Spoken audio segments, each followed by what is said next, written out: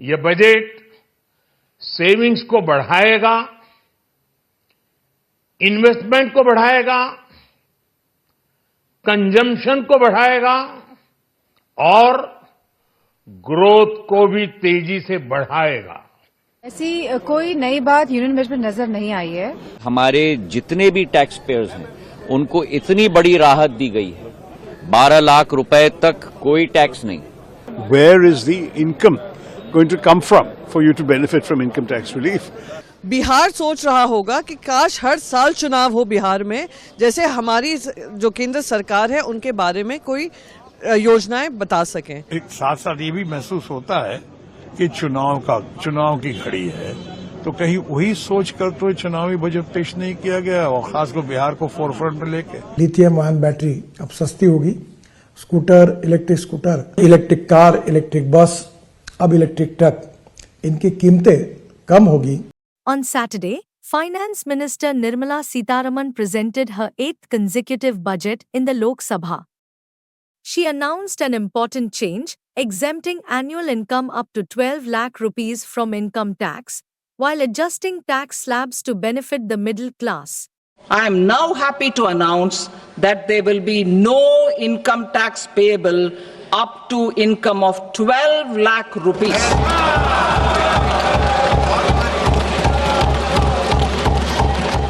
The budget also focused on future reforms, including increasing the foreign direct investment (FDI) limit in the insurance sector, making tax laws simpler, and reducing duties on intermediaries.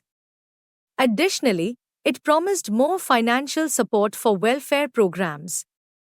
Many political leaders have praised the new budget for its forward-looking approach and efforts to ease tax burdens while supporting both economic growth and social welfare.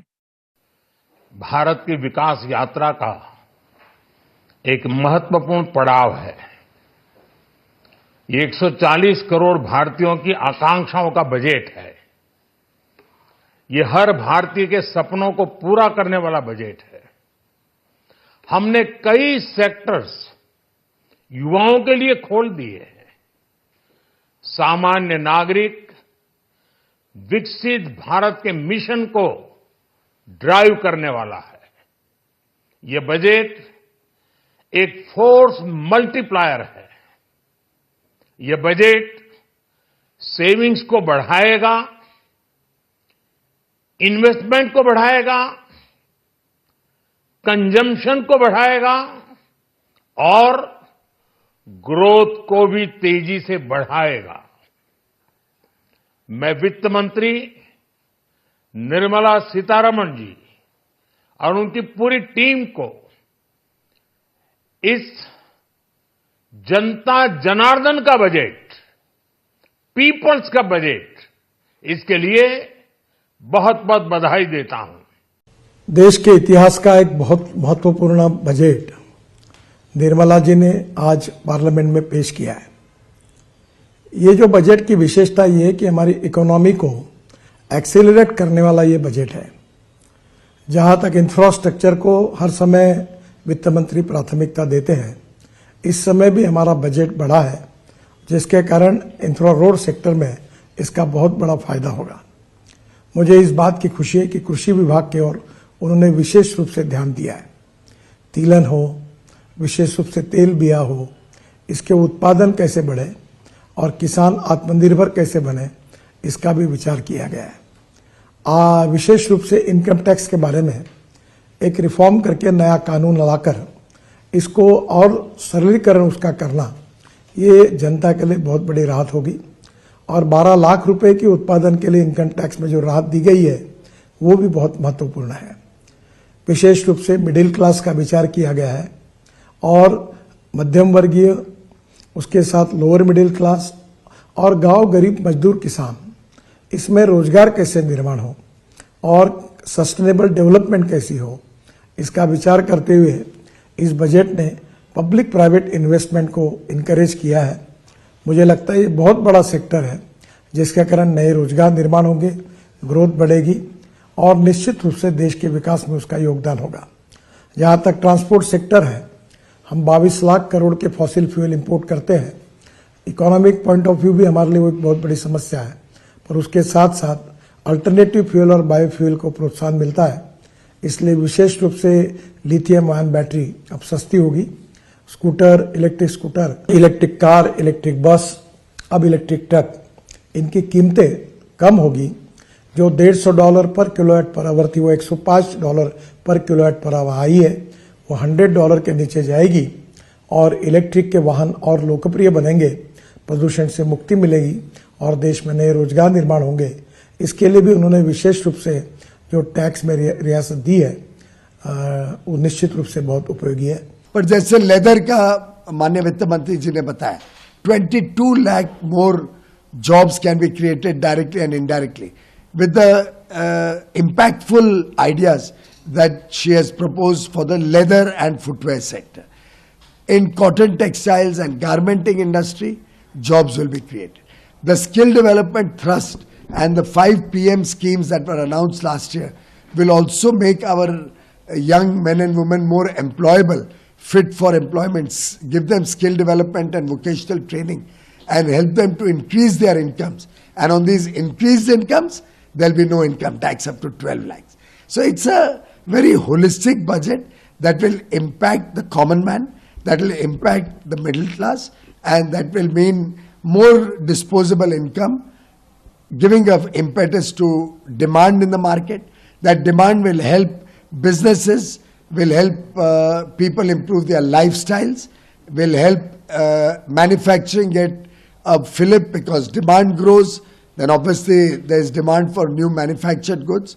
This is a budget for preparing the foundation for Viksit Bharat 2047. Modi ji ने, हमारे देश के प्रधानमंत्री जी ने महिलाओं को आगे लाने के लिए कोशिश की और एक बार वापस हमें इस बजट में भी देखने के लिए मिला कि महिलाओं को आगे लाने के लिए सेल्फ हेल्प ग्रुप के माध्यम से रहे या अन्य योजनाओं के माध्यम से, बैंक की योजनाओं के माध्यम से पूरा प्रावधान किया गया है कि हमारी लखपति दीदी की जो योजना मोदी जी ने पिछले कई सालों से चलाते आ रहे हैं और आज उसका हमें फायदा भी दिखाई दे रहा है। खुद भी मैं हमेशा बात करती हूँ जब महिलाओं के साथ कि आज एक ग्रामीण क्षेत्र की महिला कभी हम टर्नओवर देखें तो आज 2 करोड़ 3 करोड़ तक पहुंच रहा है। मतलब आप देख सकते हो कि ग्रामीण क्षेत्र की महिला आज खुद सेल्फ सफिशिएंट आज वो हो रही है, खुद सक्षम हो रही है और इस देश को विकसित करने के लिए उसके माध्यम से एक छोटे छोटे उद्योग के माध्यम से भी बहुत बड़ी अहम भूमिका हमें महिलाओं की देश की महिलाओं की देखने के लिए मिल रही है और इस बजट में भी हमें वो देखने के लिए मिला है।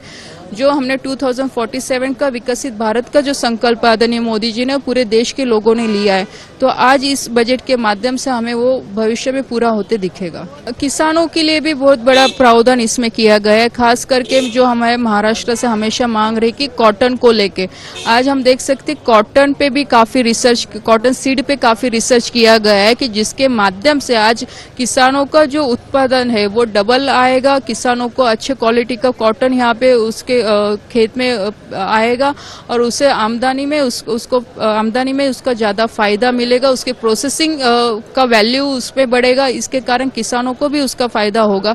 आज फर्टिलाइजर की हम बात करते, यूरिया की हम बात करते, कई तरह यूरिया के बारे में हमेशा किसान बोलते कि यूरिया हमें क्वांटिटी में नहीं मिलता है, लेकिन आज हम देख सकते हैं कि देश के चारों कोनों में यूरिया फर्टिलाइजर जो भी है उसकी फैक्ट्री का सेटअप हो रहा है कि जिसके माध्यम से कम समय में कम दाम में किसानों तक पूरा सफिशिएंट जितना उसे चाहिए उतना यूरिया भी आज उसे मिलेगा, फर्टिलाइजर भी मिलेगा, ऑर्गेनिक की तरफ भी हम बढ़ रहे हैं। तो एक हम बोल सकते हैं कि किसानों को एफपीओ जो फार्मर प्रोड्यूसिंग कंपनी है उसके माध्यम से किसानों को भी आगे लाने का पूरा प्रावधान इस बजट के माध्यम से हुआ है। और युवा जो है कि युवा भी हर सेक्टर में आगे बढ़े, फिर वो किसान मतलब खेती में भी आगे बढ़े, डिजिटल इंडिया में भी आगे बढ़े, मेक इन इंडिया में भी आगे बढ़े, इस देश के विकास में भी युवाओं का अहम भूमिका निभानी है, उसमें भी वो आगे बढ़े। इसके लिए इस बजट में प्रोविजन किया गया है कि जो युवाओं ने इनिशिएटिव लिया है एक प्रोजेक्ट करने के लिए, तो उसको बैंक के माध्यम से, सरकार के माध्यम से पूरा प्रावधान उसके लिए किया गया है। भारत देश के पंतप्रधान माननीय नरेंद्र मोदी साहब, फाइनेंस मिनिस्टर श्रीमती निर्मला सीतारमण जी, इनका अभिनंदन करता हूँ। उन देश के लिए विकसित देश बनने के रास्ते के तरफ हमारा देश जा रहा है, इतना उपयुक्त ये बजट है, अच्छा बजट है। सभी क्षेत्र को, मुख्यतः मीडियम क्लास को उन्होंने दिलासा अच्छा दिया है। थर्ड लार्जेस्ट इकोनॉमी बनाने के लिए कारगर साबित होगा, जिसमें स्कूली बच्चे, गरीब के बच्चे और हमारे सरकारी स्कूलों को हाईटेक करना, बिहार को मखाना इंडस्ट्री लगाने से लेके नए एयरपोर्ट, ग्रीन हरित एयरपोर्ट से लेके हर डिपार्ट, मतलब मुझे अब तक सेकंड टर्म हुआ, इतना शानदार बजट है कि मैं पूरे देश को शुभकामनाएं देता हूं। गरीबों के लिए, मिडिल क्लास, मध्यम वर्गीयों के लिए, सभी के लिए बहुत टैक्स से लेके हर जगह पे बहुत, कहीं पर भी बोझ नहीं आया, कहीं एक्स्ट्रा बोझ नहीं लादा गया। ये आत्मनिर्भर भारत के निर्माण का बजट है। विकास की ललक, विश्वास की महक और विकसित भारत के निर्माण की तड़फ है। कृषि और किसानों के कल्याण पर सर्वोच्च ध्यान दिया गया है। चाहे किसानों के निवेश की क्षमता बढ़ाने का सवाल हो, किसान क्रेडिट कार्ड पर अब 5 लाख रुपया तक मिलेंगे। कम उत्पादकता वाले जिलों में अच्छे बीज हो, उत्पादकता बढ़ाना हो, कृषि इंफ्रा का निर्माण हो, दलहन मिशन हो, अनेकों सौगातें किसान को दी गई है, कृषि कल्याण को दी गई है। मध्यम वर्ग को भी बहुत बड़ी सौगात मिली है, लेकिन गरीबों, महिलाओं और युवाओं पर भी विशेष ध्यान दिया गया है। ये बजट है एक विकसित भारत का, ये बजट है प्रधानमंत्री जी की संकल्प, एक नया ऊर्जावान युवा भारत के सपने को साकार करने का।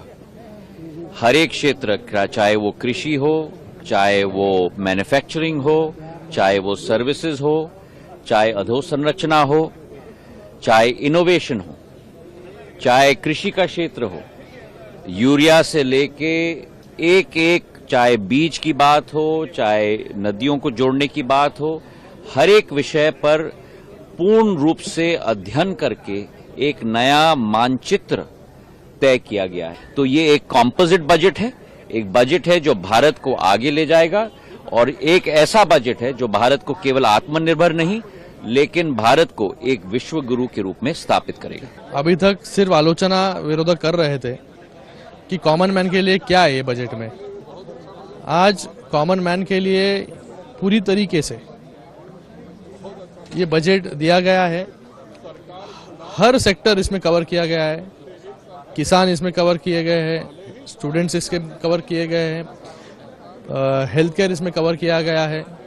मिडिल क्लास सबसे बड़ी राहत कि 12 लाख तक कोई भी टैक्स उन पर नहीं लगेगा। मुझे लगता है कि ये बहुत बड़ी पहल सरकार के ओर से है। मैं देश के प्रधानमंत्री नरेंद्र मोदी जी को और उसी तरीके से फाइनेंस मिनिस्टर जी को बहुत बहुत धन्यवाद अदा करता हूं कि जो सबसे बड़ा घटक इस देश का मिडिल क्लास है, उसको राहत देने का काम इस बजट के माध्यम से हुआ है। It's an excellent budget. और आप बजट की जो प्रोविजंस देखें, पिछले दिनों में हल्ला ये लोग कर रहे थे ऑपोजिशन वाले के मिडिल क्लास के लिए कुछ नहीं है। मिडिल क्लास की जो पर्सनल टैक्स एग्जेम्पशन है 7 लाख से 12 लाख ले हो गई, और भी बहुत बढ़िया फीचर्स हैं। मेरे कुंभ को छोड़िए ना, बजट की बात आप हम कर रहे हैं और बहुत बढ़िया बजट है। Look, this is the first full budget of Modi 3.0. Point 1. Point 2, elections will happen. This time, this year, election now in Delhi, then in Bihar, and somewhere else. Election, because unless you have one nation, one poll, elections will happen. But you have to do an annual budgeting exercise also, whereas government's existing spending, revenue receipts, expenditure, all have to be looked at. But I think what stands out about this budget, it provides a feel-good factor. It will encourage spending not only in infrastructure because of capex, but the middle class especially, which has gone up from 7 to 12. I'll talk to you in detail later. Meanwhile, some leaders had mixed reactions too. I think, frankly, the applause you heard from the BJP benches was for the middle class tax cut. We look at the details, and that may be a good thing. So if you have a salary, you may be paying less tax. But the important question is, what happens if you don't have a salary? Where is the income going to come from for you to benefit from income tax relief? You actually need jobs. Unemployment was not mentioned by the finance minister in her speech. And the generation of jobs becomes vital because in our country, not only do we have record unemployment, youth unemployment is particularly grim at the moment. We have the world record in youth unemployment and in college-educated unemployed. So what is the method to generate jobs for these people? Then they can get salaries and they can cheer the tax cut. But those who don't have salaries are not going to cheer the tax cut. The other concern that many of us clearly have about the budget is that the overall problems that are facing the economy were not addressed. Where is investment coming from? We've seen a decline in foreign direct investment, and we've seen no investment, no willingness on the part of the domestic investors to come in. 23,000 Indian millionaires have left this country and gone to foreign countries. Where is the investment coming from that will in turn generate more manufacturing that can lead to more exports? You can talk about manufacturing mission and export mission, but how do we get there? I think those details we need to study in more care, but I have not heard in the finance minister's speech enough to cheer in those areas. So lots of announcement for Bihar. Well, with the elections coming up in Bihar, it's hardly surprising that they seem to be giving sops there. Ironic that the party that wants one nation, one election is actually using each election, each state, each year to give them more freebies. They may as well have multiple elections so that they can get more applause from their allies. Bihar तो मेरी कमजोरी है, बिहार मेरी मजबूती है और बिहार मेरी शक्ति है, मेरी ताकत है। तो आपने बिहार के बारे में कहा, या कोई बातें हुई हैं जो लुभावना लगी, जो अच्छी लगी, बढ़िया लगा, वो अच्छा लगा मुझे कि जाहिर एक साथ साथ ये भी महसूस होता है कि चुनाव की घड़ी है, तो कहीं वही सोच कर तो चुनावी बजट पेश नहीं किया गया और खासकर बिहार को फोरफ्रंट में लेके। लेकिन जहां तक बिहार का सवाल है, जहां कोशी प्रोजेक्ट का हो या मिथिलांचल का सवाल हो या ग्रीनफील्ड एयरपोर्ट का सवाल हो या इतने और इंफ्रास्ट्रक्चर बढ़ाने की बात हो, तो अच्छा लगता है, बहुत अच्छा लगा है। लेकिन क्या इतना ही काफी है? क्या बिहार में उन्होंने पहले कितनी बड़ी बड़ी स्पेशल पैकेज की बात की थी, क्या हुआ उसका? इस बजट में भी उम्मीदें थी, क्या हुआ जो बोली लगाई थी बिहार की 50,000 करोड़ दूंगी? माननीय प्रधानमंत्री जी ने कहा था कि 1 लाख करोड़ दूं, 75,000 करोड़ दूं, 1.5 लाख करोड़ दूं। क्या हो गया उसका? उसके बदले उसकी तुलना में, स्पेशल पैकेज इन बातों की तुलना में, ये बजट का ये जो लोक लुभावना बजट बिहार को देख के पेश किया गया है, वो मुझे लॉलीपॉप समान दिखता है उसकी तुलना। बहरहाल जो हुआ, something is better than nothing, हम उसकी सराहना करते हैं बिहार के कॉन्टेक्स्ट में। अब रही बात सैलरीड क्लास को, अच्छा है, जानते सैलरीड क्लास को वोट ये देने का मतलब है कि आप वोटर्स पर नजर रख रहे हैं, इसलिए मैंने कहा चुनावी बजट है। ये तो बहुत पहले से हमारी मांग थी, एक्सपेक्टेशन थी कि सैलरीड क्लास को बढ़ना चाहिए। वहां पे वो 5 लाख और 7 लाख और 10 लाख हम लोग तो कह ही रहे थे, 15 लाख कम से कम होना चाहिए, चलो 12 लाख हुआ। हम उसकी प्रशंसा करते हैं सीतारामन जी की भी और प्राइम मिनिस्टर ऑफिस की, पीएमओ की, जिसने ये बजट बनाया है, prime minister honourable prime minister Narendra Modi के गाइडेंस में, हम उसकी तारीफ करते हैं। लेकिन बिहार के मामले में आप कहें तो थोड़ा डिटेल्स देना, बहुत जगह नहीं डिटेल्स दिया है, वहां डिटेल्स नहीं दिया गया है। सैलरीड क्लास के मामले में सैलरीड क्लास तो वाकई सबसे ज्यादा सफरिंग या सबसे ज्यादा कंज्यूमर्स या सबसे ज्यादा जो कंट्रीब्यूशन अगर देश के ग्रोथ में आता है तो वो सैलरीड क्लास का आता है, वो मिडिल क्लास का आता है, पुअर क्लास के साथ साथ। सबसे ज्यादा चाय भी वही पीते हैं, सबसे ज्यादा तादाद भी उन्हीं के पास है। इन लोगों को मिला के 50% जीएसटी तो वो देते रहे हैं, हमारे 30-40% से ज्यादा पुअर हमें देते रहे हैं। जो धन्ना सेठ हैं, बड़े बड़े लोग हैं, वो तो हार्डली 3 या 4% देते रहे। तो उनके लिए जो किया गया वो बहुत अच्छा किया गया, हम बहुत इससे सराहना करते हैं कि आपने सैलरीड क्लास को दिया। लेकिन इसको देख के और खासकर अभी जो किया है वो देखकर लगता है कि कहीं ऐसा तो नहीं कि एक तरफ दिया और दूसरी तरफ निकाल देंगे। सो अभी बहुत सी बातों को स्टडी करने की जरूरत है, हम स्टडी कर रहे हैं। बहरहाल हमारी शुभकामना। मैं कहूंगी ये मिडिल क्लास की सबसे बड़ी जीत है, ये 240 वोट पर आने की जीत है, क्योंकि जिस तरीके से पिछले 10 साल से मिडिल क्लास की यही मांग थी कि हम लोग सैलरी कमाते हैं, उससे ज़्यादा खर्चा हमारा टैक्स में चला जाता है, ना सेविंग होती है, ना इन्वेस्टमेंट होता है। आज फाइनली उनकी सुनवाई हुई है, तो मैं उसका स्वागत करती हूँ। पहली बात ये, बिहार सोच रहा होगा कि काश हर साल चुनाव हो बिहार में, जैसे हमारी जो केंद्र सरकार है उनके बारे में कोई योजनाएं बता सकें। बिहार में चुनाव आ रहा है, 2 तरीके से पता चलता है, जब ध्रुवीकरण शुरू करते हैं और आम आदमी का बजट अनाउंस होता है। ऐसी कोई नई बात यूनियन बजट में नजर नहीं आई है।